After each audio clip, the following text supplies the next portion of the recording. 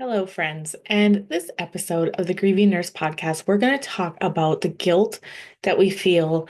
Sometimes it's called survivor's guilt, just the guilt that happens when you lose a loved one, especially when that person died suddenly. So, welcome, everybody. Welcome back. If you're new here, and I always forget to say this, but if you found this podcast helpful, I would love if you could like, subscribe, or share with others so other people can get help through their grief as well. So, we're going to talk about the guilt that we often feel after a loved one has died. And this can look like many different things, but I know for me, it came up when both my parents died. So my dad died. You can say it was more expected because he had cancer. We could see the disease progressing. My mom was very unexpected. I had just been with her that day. Um, when my brother called that she was missing, like it was very unexpected. And with both of them, I felt guilt. I felt guilt with my dad that he had pain in the end. Sometimes I would feel guilt of things that I forgot to ask him because I would sit there beside his hospital bed. I mean, he was at home, he died at home, but he had the hospital bed. I would sit there beside him when my mom was busy with things, when we were in the home, like, and I would ask myself, are there questions that you want to ask him? What things are you going to regret not talking to him about later? And my brain came up with absolutely nothing. It's like, nope, there's nothing that I need to know. I have everything I need. And of course, later on, I don't like, I know that's not true. I wish there was a million things I would have asked him. And then with my mom, it's it looks like I wish that we would have known. Maybe if we would have seen her car turn, like maybe if we got to her fast enough, maybe if we had road sign things up saying like where to turn at, right? Because it was hard to see but you don't think of those things right away. You think of those things in hindsight. And I often think too, like our brain plays tricks on us where we think like if we would have done those things, that person would have 100% been saved. And that's not necessarily true because I don't know what would have happened. I don't know if maybe we would have put the little post out at the end of the driveway. I don't know. Maybe they would have got blown over that day. It was storming. Like I have no idea to know if that would have been the outcome.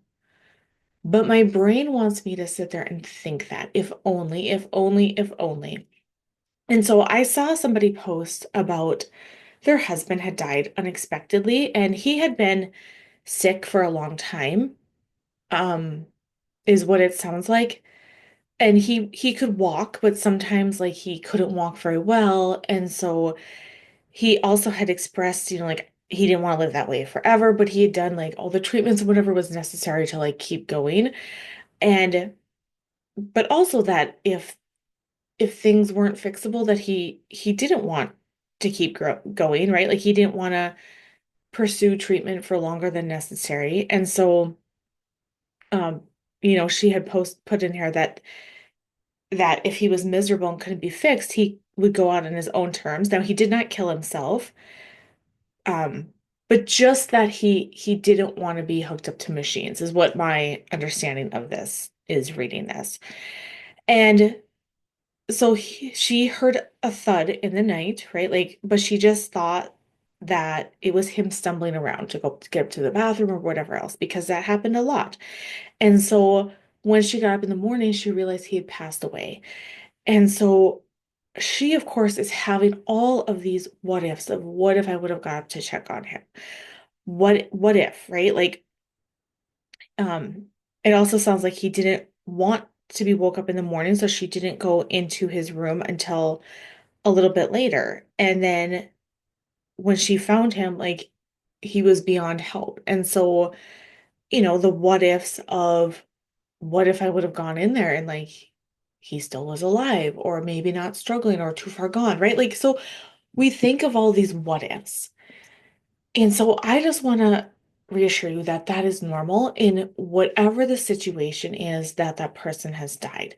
That is normal to question things and wonder if we could have done more, wonder if we did enough, wonder if we should have maybe let them have peace sooner, right? Like maybe if they have cancer, like maybe we shouldn't have done that last round of chemo. Like they really just suffered through that last one. Like we question all those things. And so that's normal. And that is to be expected. But what I want to do with this episode is I want to help you not be stuck in that cycle, that guilt spiral, which turns often into like shame, guilt and shame spiral. And so I know for me, when I would get into these kind of spirals, a lot of what helped me get out of it was to state facts, first and foremost, just to state the facts. The fact was that I was 60 miles away when my mom died. I would not have gotten there in time. The fact is that she did turn too soon. She missed her driveway, so her car did go through the water. For my brother, I know a lot of the struggle was like, what if he would have, sometimes he would come up there later at night to check on things. What if he would have gone up there? And to that, I always wanted to counteract with, yes, but you would have tried to save her and you also would have probably perished as well. And so I know that sometimes it can be cliche and unhelpful to hear that, well, what was meant to be. But in this case, it would bring me peace because I really honestly believe that if my brother had seen my mom, he would have attempted to rescue her. And I really believe we would have been having two funerals instead of one. And so just to state the facts of it was storming, she did turn too early. Like the fact of no, with my dad, like I asked every nurse I could, like, what do you suggest? What do you recommend? He's in so much pain. Like, what's something else we can try? Like, so I used the people and the knowledge that I had at hand to try to get him relief. I also state the fact that my dad was very stubborn, and even when there was medication that would help him, he didn't always want to take it. And so just stating those things helps me come back to grounding myself in the reality that that is in the past because our brain tricks us and it feels so present and it feels so this is currently happening to us. And I know for this post too, like this had just happened like the day before or a few days before. And so that guilt is so overwhelming in the beginning. And so to state the facts and wait for the facts also. It sounds like they're doing an autopsy for her husband, like to wait and find out like what actually it was because again, the facts might say like no he fell he died before he even hit the ground. Like it might have been, an embolism, a blood clot. Like it might have been something like that and you don't know, but you just spiral on the what ifs. So get all the facts. And then when these feelings of guilt and shame, like the spiral just starts happening, I want you again to just to name that and to just sometimes I ask myself, like, what is the benefit of me feeling guilt right now? And sometimes, honestly, the benefit of that is because I want to miss that person. I want to nudge myself into wondering if I could have done something else because I love them so much that I do wonder that. And so nudging yourself into that guilt, even though it feels awful, it's something that we're doing because it helps us know that we did every possible thing for that person. I hope that is making sense and that's communicating how I want it to.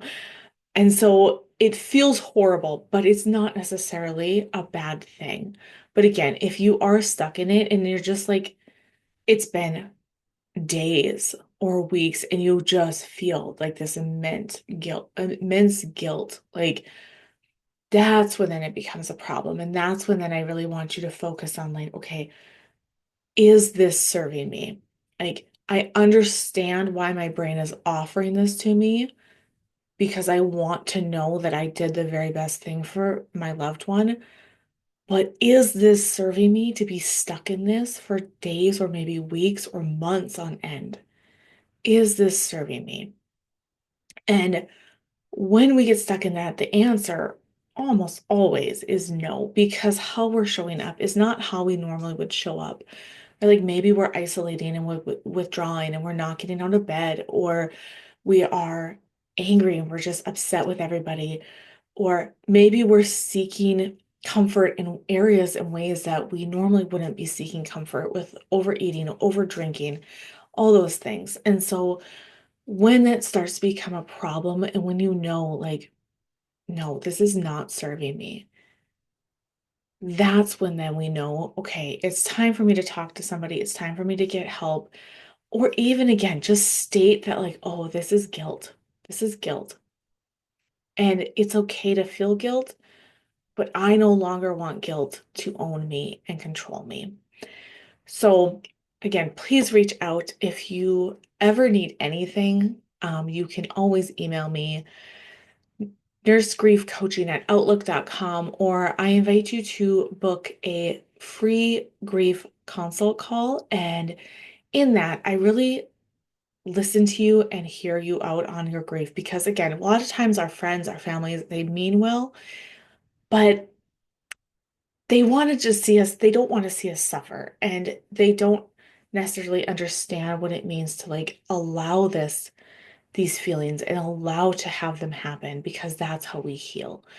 So, nursegriefcoaching.com. I hope that you will come and talk with me. And I love to hear about your grief journey and how I can best serve you. So, nursegriefcoaching.com. And I am praying for you guys. And I hope you have the very best possible day that you can.